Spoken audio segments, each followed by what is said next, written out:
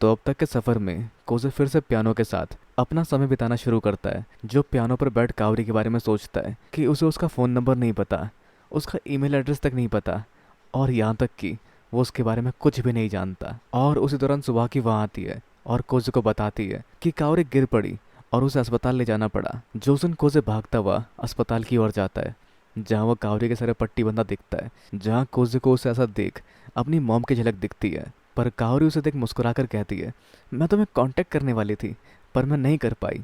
मैं तुमसे विड्रॉ करने की रिक्वेस्ट करने वाली थी, माफ़ करना मैं वहाँ तक नहीं पहुँच पाई। और फिर जहाँ कोजे और उसके बाकी दोस्त भी कावरी को देखने आते हैं, पर कोजे के दिमाग में ये बात खटकती है कि इतने कम समय के दौरान तुम्हें 2 बार अस्पताल आना पड़ा। जिस पर कावरी क्लेरिफाई करती है कि इससे पहले वाला टेस्ट कोई नया और मामूली सा टेस्ट था, और इस बार तो उसके सर पर चोट लगी है जिसे थोड़ा टाइम लगेगा हील होने में, इसलिए उसे एडमिट होना पड़ा। जो सब बोलते हुए कोजे उसकी ओर ध्यान से दिख रहा था, जिस पर कावरी चिढ़ जाती है कि तुम मुझे कैसे घूर रहे हो। और कोजे अपने डिफेंस में सिर्फ ये कह पाता है, जैसा तुम सोच रही हो वैसा कुछ नहीं है। पर आगे वो सब पूछते हैं कावरी से कि आखिर हुआ क्या था, और कावरी बताना शुरू करती है उसका पैर लड़खड़ाया और उसका सर दीवार पर जा टकराया, और जैसे वो नीचे गिरी चारों तरफ खून ही खून था। जो सब देखो उसके मम्मी पापा काफ़ी घबरा गए और उन्होंने कावरी को सीधा हॉस्पिटल में एडमिट ही करवा दिया। और आगे कावरी कहती है वो उस तरह की लड़की जो हमेशा ही जल्दी थक जाती है, और वैसे भी अपनी आजकल काफ़ी एनर्जी इस्तेमाल कर रही है, जो उसके थकान और थक कर गिरने का कारण बना। पर खैर कावरी वहाँ अपने डेजर्ट को एंजॉय करती है, और उसके दोस्त भी उसके लिए कई सारी किताबें लाते हैं जो वो पढ़ सकती है इस दौरान। खैर जहाँ सुबह की कावरी से पूछती है तुम स्कूल तो आओगी ना, जिस पर कावरी कहती है हाँ बिल्कुल। जिस जवाब में कोजे को थोड़ा शक होता है, जैसे वो जवाब कई बार रट्टा मारने के बाद दिया गया हो। और इस सब के साथ वो वहाँ से वापस जाते हैं, और कावरी कहती है मेरे पास इतना समय नहीं है इन सब किताबों को पढ़ने का। और तभी एक नर्स उसके रूम में बहुत सारा सामान लेकर आती है, जो उसके दोस्तों का जाने का इंतज़ार कर रही थी, जो उसकी अगली ट्रीटमेंट स्टार्ट करने वाली है, या फिलहाल वो उसका ड्रिप चेंज करने वाली है, यानी स्लाइन चेंज करने वाली है। तो आगे सुबह की और उसके दोस्त आगे आने वाले फेस्टिवल में जाने की बात करती है, जहाँ सुबह के अपने बॉयफ्रेंड के साथ जाएगी उसमें, जहाँ उसके दोस्त को उसके बॉयफ्रेंड के बारे में सुनकर थोड़ा शक होता है। मतलब उसे लगा इनका ब्रेकअप हो चुका होगा अब तक, पर नहीं, सुबह की उसे पसंद करती है। पर उसके दोस्त का सवाल होता है, उसे लगा शायद वो कोजे को पसंद करती है। जो सवाल सुन सुबह की कुछ समय के लिए सुन पड़ जाती है, और अपनी नर्वसनेस छिपाते हुए कोजे और अपने सारे पल याद करके कोजे को अपने छोटे भाई की तरह मानती है। पर ऐसे ही जवाब सुबह की कई बार दे चुकी है, जहाँ कहीं ना कहीं उसके दोस्त को लगता है, जो उसे ये बात बताती भी है कि तुम उसको अपना छोटा भाई बताकर कहीं खुद को तसल्ली तो नहीं देती कि कहीं सच बताने पर तुम्हारे बीच का जो अभी का रिश्ता है वो ख़राब ना हो जाए। पर जिससे सुबह के थोड़ी सी गुस्से में आ जाती है, और उसके दोस्त को लगता है कि उसने इस बात को छेड़ने का सही तरीका इस्तेमाल नहीं किया। तो खैर आगे फेस्टिवल का समय शुरू होता है, और सुबह के अपने बॉयफ्रेंड के साथ फेस्टिवल एंजॉय करती है। और उसके दिमाग में अभी कोजे की बात चलती है कि कहीं वो कोजे को अपना छोटा भाई इसलिए तो नहीं मानती क्योंकि कोजे भी उसको एक सपोर्टिव बड़ी बहन की तरह देखता है। पर खैर जिस दौरान सुबह की फेस्टिवल एंजॉय कर रही थी, कोजे हॉस्पिटल में था कावरी के पास, जिसे कावरी बैठने के लिए कहती है। पर कोजे सोच में पड़ा होता है, जो बात उसको अंदर ही अंदर खाई जा रही है कि क्या कावरी सच में छुपा रही है कि वो दोबारा स्कूल नहीं आ पाएगी। काश ये झूठ हो। क्या हम दोबारा कभी म्यूजिक रूम में बात नहीं कर पाएंगे। जिसके इन सब उदास कर देने वाली बातों के बीच में कावरी कहना शुरू करती है, बतारी आया था यहाँ पर और वो मेरे लिए ये लाया था। मैंने सुना तुम गाला कॉन्सर्ट में अकेले बजा रहे थे, बतारी ने मुझे सब बताया। जिस पर कोजे हामी भरता है, और कावरी उसका मजाक उड़ाना शुरू कर देती है कि क्या वो बेवकूफ़ है, एक वॉयलिन कॉन्सर्ट में पियानो बजा रहा था। जिस पर कोजे को मन ही मन गुस्सा आता है कि वो सब कावरी की वजह से हुआ था। पर ऐसा होने पर उसे आमतौर पर विड्रॉ करना चाहिए था इस कंपटीशन से। और कोजे आगे कहता है उसने ऐसा इसलिए किया क्योंकि किसी ने कावरी का मजाक उड़ाया था, और इस बार भी बजाते बजाते उसे अपनी धुन बिल्कुल सुनाई नहीं थी। पर उसकी मॉम की यादें और सारे जज्बात उसके लिए वो धुन बने, जिस धुनों की उसे ज़रूरत थी उस कॉन्सर्ट के दौरान। जिसकी बात सुन कावरी कहती है, देखा मैंने कहा था ना, तुम एक आर्टिस्ट हो चाहे जो भी हो। और उस समय कोजे को महसूस होता है कि शायद उसने वो धुन उसके लिए ही चुनी थी, जो धुन वो बचपन से सुनकर बड़ा हुआ था, जिन दिनों में कहीं ना कहीं उसकी मॉम की यादें समाई हुई थी, और उन हसीन लम्हों की हर एक छोटी छोटी बारीकी बातें, वो लोरियां और दवाइयों की महक, वो अस्पताल का फर्श और वो अस्पताल की बेडशीट जो सभी बातें कहीं ना कहीं तुम्हें भी उस सब से जोड़ रही है। ये सभी बातें कोजे के दिमाग में चल रही होती है। और कावरी कावरी सिर्फ यही कह पाती है, काश मैंने तुम्हें बजाते हुए सुना होता। और कोजे सोचता है, तुम तुम ठीक तो हो ना। और कावरी की आंखों में उस समय तक आंसू होते हैं, जो कहती है कि काश काश मैं तुम्हारे साथ एक बार फिर से बजा पाती। जिस सबसे कोजे का मन भी डगमगा जाता है, जो सिर्फ यही सोचता है, तुम ठीक हो जाओगी ना। तुमने उन सभी टेस्टों के बारे में झूठ तो नहीं कहा ना। तुम ये तो नहीं कहोगी ना कि तुम कभी स्कूल नहीं आ सकती। मैं तुम्हें फिर से देख पाऊंगा ना। पर कोजे इस सब में से कुछ भी नहीं कहता। वो सिर्फ ये कह पाता है, ये दूसरी बार था जब तुमने मुझे मेरे नाम से पुकारा। और फिर से मन ही मन सोचता है, तुम मुझे मेरी मॉम की तरह अकेला तो नहीं छोड़ दोगी। और फिर कहानी में आगे हम बढ़ते हैं फ्लैशबैक की ओर, कोजे और सुबाकी के, जहाँ सुबाकी सबको बीच पे ट्रेन कर रही थी, इवन कोजे को भी, क्योंकि भले ही वो एक पियानिस्ट है पर मजबूत पैर उसके लिए भी ज़रूरी है। तो वैसे उस सब के बाद स्कूल में सुबाकी पूछते कोजे से पार्क जाने के लिए, पर कोजे नहीं जा सकता क्योंकि उसे पियानो बजाने की प्रैक्टिस करनी है। पर अब क्योंकि कोजे नहीं आ पाता, उसके बावजूद सुबाकी उसे अपना कमाल दिखाना चाहती है। और वो कमाल है एक बॉल जो उसने पार्क की मिट्टी को चमकाकर बनाया है, जो किसी मिट्टी के बॉल की तरह बिल्कुल नहीं लगती। पर उसके बाद सुबाकी कई सारे और गेम खेलने को कहती कोजे को, पर कोजे पियानिस्ट होने के नाते कभी समय ही नहीं निकाल पाता। वो कई बार पूछती, पर कोजे उस समय भी प्रैक्टिस कर रहा होता था। और वो बेचारी कोजे के लिए मिट्टी की बॉल चमकाती रहती। और साथ ही कोजे को स्कूल से भी छुट्टी मिल जाया करती पियानो प्रैक्टिस करने के लिए। और शायद इसी रीज़न से या किसी और रीज़न से भी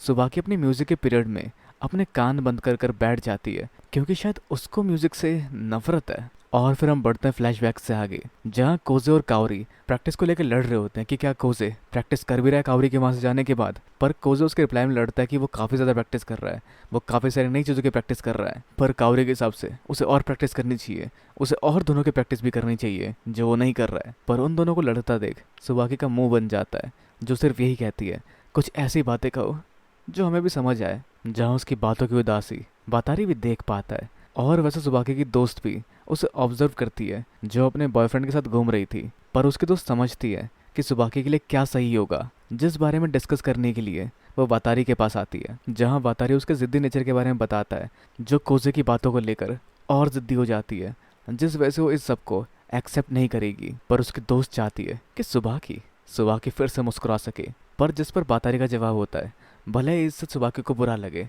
वो ना मुस्कुराए, पर यह बात उसको खुद ही महसूस करनी पड़ेगी कि उसके साथ का वो शख्स जिसे वो अपना छोटा भाई मानती है, वो उसका छोटा भाई बिल्कुल नहीं है। और फिर बातारी अपनी प्रैक्टिस के लिए वहाँ से निकल जाता है। अब खैर बातारी की बात काफ़ी हद तक सेंस बनाती है, पर कभी कभी जिसको जो समझना चाहिए उसे वो समझने में काफ़ी देर लग जाती है, और वो अपने अंदर के सच से काफ़ी दूर चला जाता है। और इस सब के अलावा कोजे को आगे उसके टीचर मिलते हैं, जो बताते हैं वो उनकी क्लास में काफ़ी कम आता है। और ये शायद समय हो चुका है जब कोजे को डिसाइड कर लेना चाहिए कि उसे कौन सा पाथ चुनना है, जिस बारे में वो उसे नहीं पूछ पाए।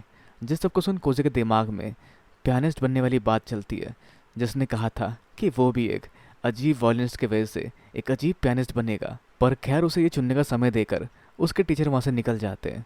और कुछ समय के लिए कोजे भी यही सोचता है कि मैं क्या बनूं। अब अगर हम बात करें सुबाकी की, तो वो अपने बॉयफ्रेंड के साथ घूमते हुए कोजे की बातें करने लगती है, उसके बचपन की बातें करने लगती है, जो उसे थोड़ा सा अनकंफर्टेबल कर देता है, जो रियलाइज़ करके सुबाकी उससे माफ़ी मांगती है। पर खैर वो जानता है कि वो कोजे की पड़ोसन है और कहीं ना कहीं कोजे को अपना छोटा भाई मानती है। पर वो सुन सुबाकी अचानक से कॉन्शियस हो जाती है और कहती है वो मेरा छोटा भाई नहीं है। और साथ ही सुबाकी के दिमाग में सवाल आता है, तो आखिर वो मेरा क्या लगता है?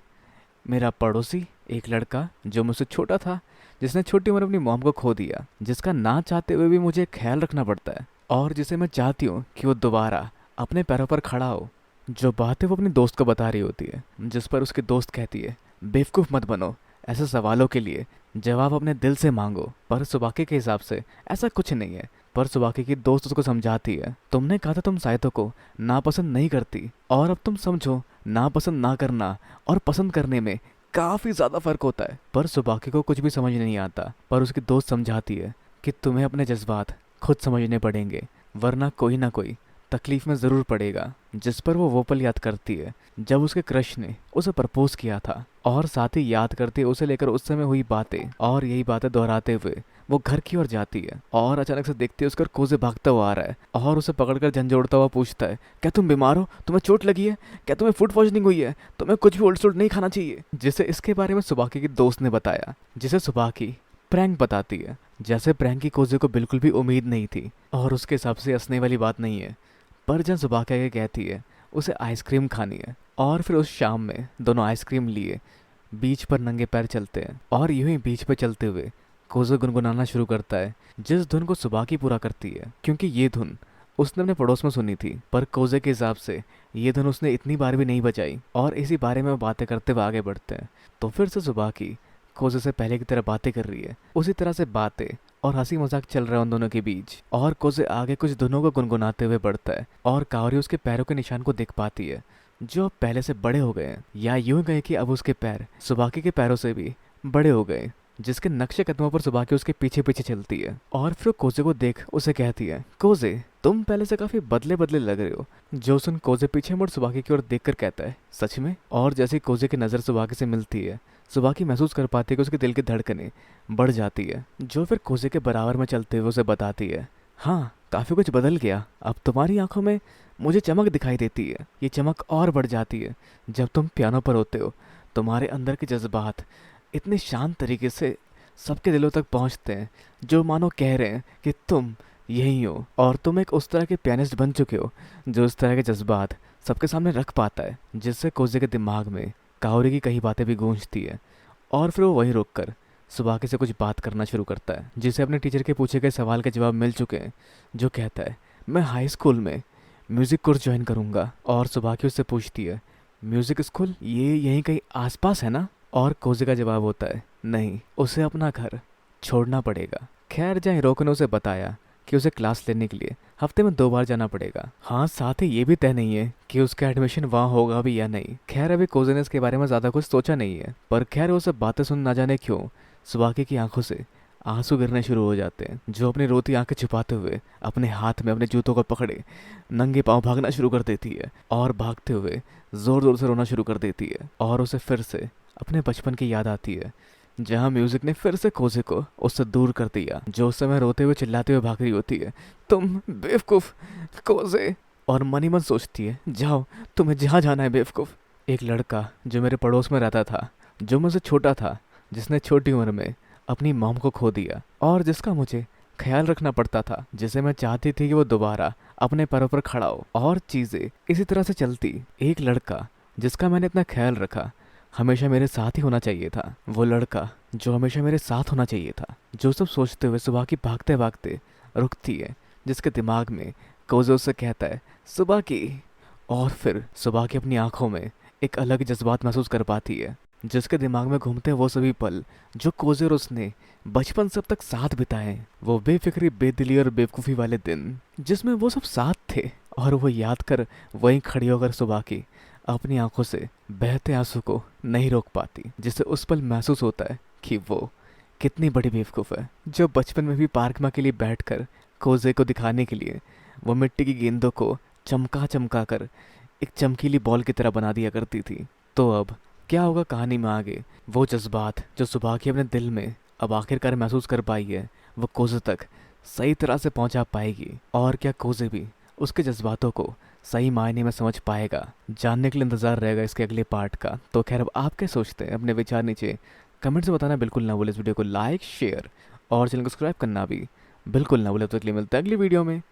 Sayonara and have a nice day.